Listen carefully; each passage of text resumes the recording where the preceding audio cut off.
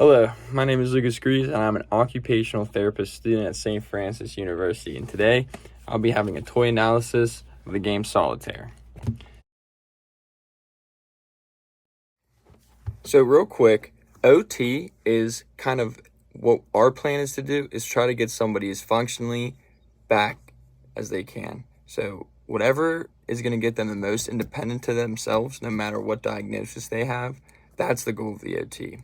And sensory processing is kind of the information put in through different sensory systems and how it's understood by the person. And we're going to go into different systems in it and how this game affects it. So let's talk about the game Solitaire. So the game's called Solitaire because you can play it by yourself in Solitaire. All you need is a deck of cards. There's no specific age range on this, but I would have to say probably 8 or 10 years and older would be able to play this, just because all you really need is some color discrimination and the understanding of the hierarchy of cards and how they work, which isn't too hard, and we'll get into the rules a little bit later.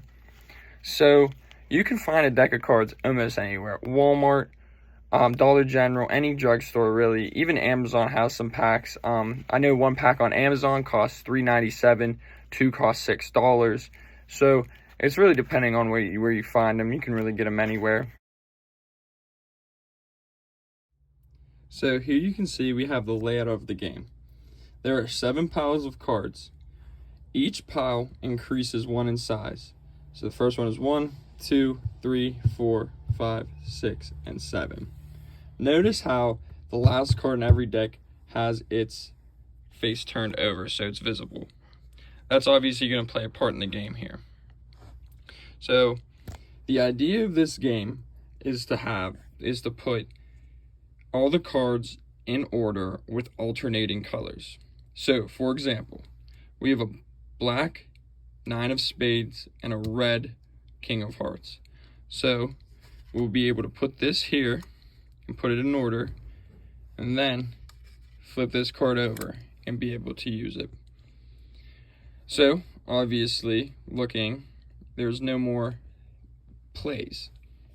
When there are no more plays, you take the rest of the cards and you grab the top 3, 1, 2, 3, and then you flip them over. So you will not be able to touch these back 2 unless you get rid of this one first. So as you see, there's no plays that can be made here.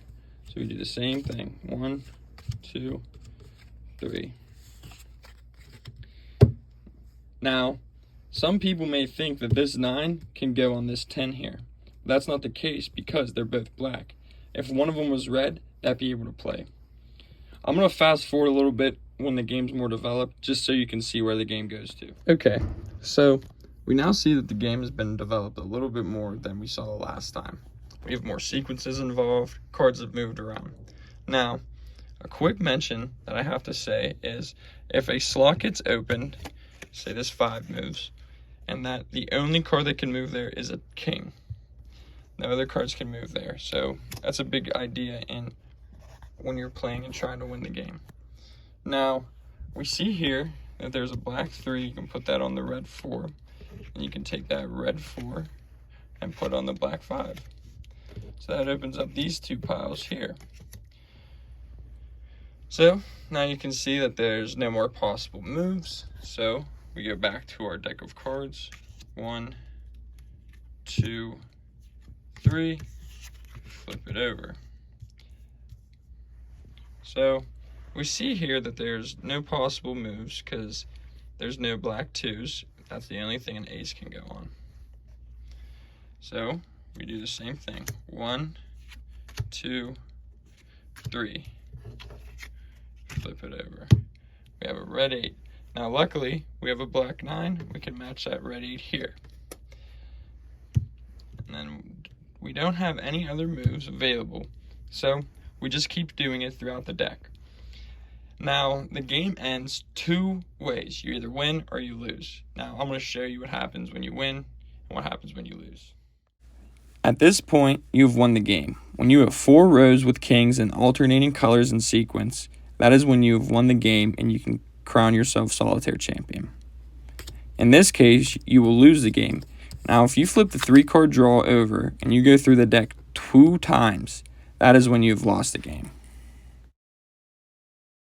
Factor of the sensory system that plays a role in this is proprioception. Now, when you're laying the cards down, shuffling the cards before setting the game up, you're using your proprioception, you're moving your body. You need to know where your body is in space to be able to put the cards in the right spot. Probably the biggest part is vision. Visual processing, you need to be able to look at the cards and you need to be able to know where they're at. You need to know how to set it up, and you need to be able to tell the different colors apart. And then you also need to have vision acuity, because you'll be putting the cards down in the correct places, and being able to discriminate the 2 colors plays a role in that. So visual sensory integration in this game is probably the biggest one, I would say, just because it's a lot of processing through your eyes, really, and you're really trying to nail down where the cards go exactly. So you're going to need the gross motor skills to be able to move your arms wherever they want to go, and a broad area. And you also need fine motor skills to grab the card. They're very thin card, they're pieces of paper, so picking them up, I had trouble with it earlier in the video. You could have seen. So it's very hard. You need that fine motor grasp, that the precision to be able to grasp.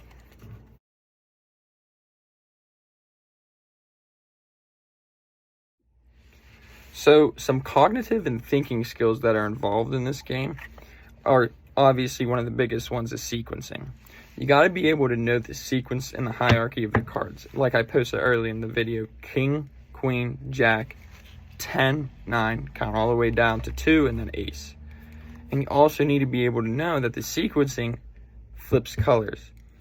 Red to black, red to black.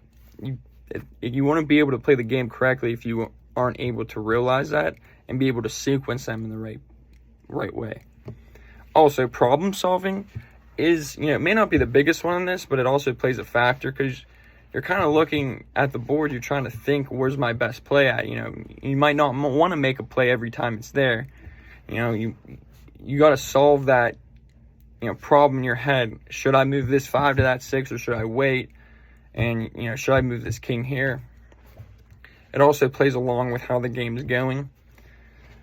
And then that kind of goes in hand with planning and prioritizing. You got to know what you're trying to get first. You're trying to get those kings lined up at the top. So that's like priority number 1. You got to prioritize that, and you got to plan for ahead that if you have 2 kings that are both black and you get a black queen, you're not going to be able to do much with that.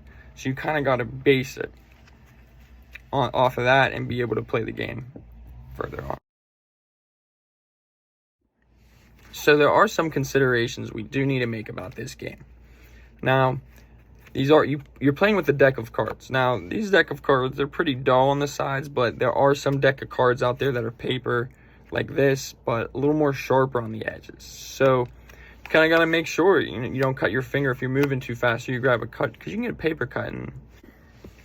Now, this game is very fun. I think it's very unique the way you can play it by yourself in solitude. Now, I can see how some people would think it's boring, but it starts getting more fun when you start timing yourself and you start seeing how fast you can do it. If you see you go faster, and really fun when you go against somebody. So the game is fun. It definitely holds interest because you're actively trying to solve this. You can call it a puzzle when you're looking at the layout, like, how am I going to solve this? It definitely gives an opportunity to learn as well, because you'll be able to, play this game and try to sequence these cards, and maybe one game you learn that, oh, maybe I shouldn't do that first. Maybe I should wait to move a king over, and you kind of find your own way to play. Also, the game's very affordable, very easy to get. Like I said, you can get it at almost any store, $3 for a deck of cards. This game, to be able to be all put together with all those different skills, with all the different sensory input and cognitive thinking, problem solving, motor skills, all that good stuff, that being put together makes this game a really, really great chance for a child to learn and develop even more.